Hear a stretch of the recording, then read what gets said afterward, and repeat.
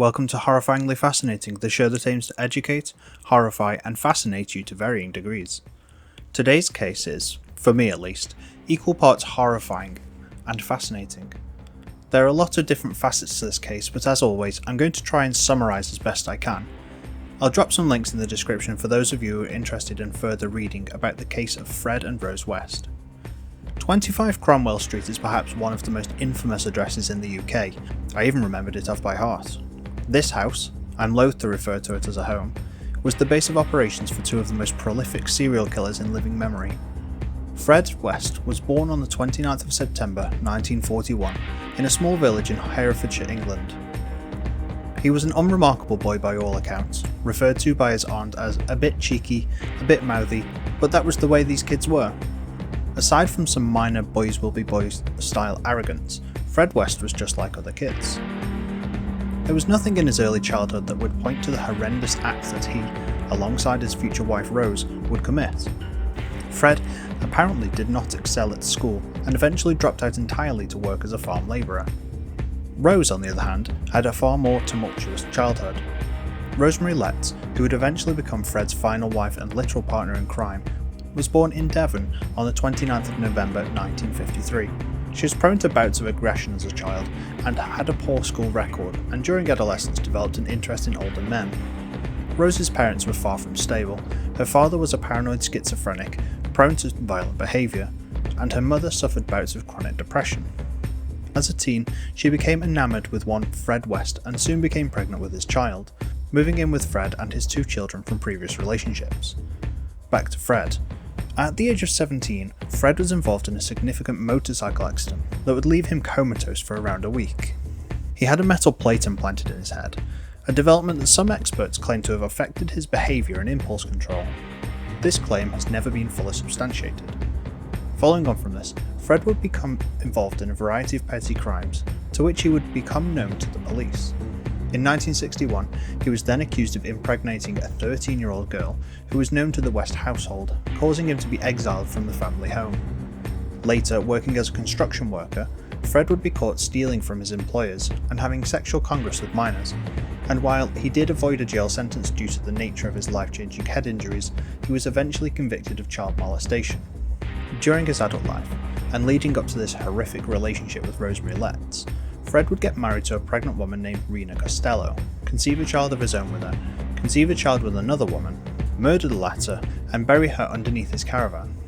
Within 6 months of McFall's disappearance, West was linked to another case whereby a 15-year-old girl had disappeared, but during the trial, the prosecution was not able to provide sufficient evidence for a conviction. Some researchers suggest that the pressure of caring for 3 children at such a young age triggered Rose's erratic behaviour. It is believed that she murdered 8-year-old Charmaine during one of these violent episodes, and it is thought that it wasn't until his release that the body would have been buried after removal of her fingers and toes, which was to become something of a calling card with regards to the murders committed by the couple. West's first wife eventually returned, seeking her daughter. Fred and Rose would strangle her, dismember her body, and remove Rena's fingers and toes before burying her body in the same area as Fred's first victim, Anna McFall. Following on from this, Fred and Rose would marry in 1972, conceive another daughter, May, and move to 25 Cromwell Street, Gloucester. The house was large enough to take on lodgers to help pay the rent, as well as accommodate other aspects of their lives. Rose would work out of a spare room as a prostitute, and Fred would regularly commit violent sexual acts on underage girls. Anna Marie, Fred's second daughter by former wife Rena, would become the subject of a series of brutal rapes by Fred in a dungeon he had constructed in the basement of the property, while horrifyingly, Rose held her down and watched on. This extreme behaviour began to extend beyond the immediate family when in 1972 they hired nanny Caroline Owens. She was tied up, stripped and raped. Despite Fred's claims that he was going to kill her, Caroline managed to escape and report the Wests to the police, but somehow, Fred managed to convince the court that Caroline had consented to the acts committed upon her. She was too disturbed and traumatised by the events to give testimony during the trial. Over the next several years, perhaps taking this court case as an indication of the things they could get away with, a further 8 victims would be brutally raped, murdered, dismembered and buried in the cellar of the property. The Wests would have several more children, some thought to be fathered by Rose's patrons.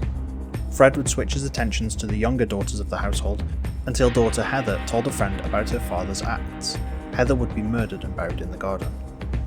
Given how almost blatant their disregard for the lives of the victims, it was of course inevitable that they would become the focus of a proper investigation by the police.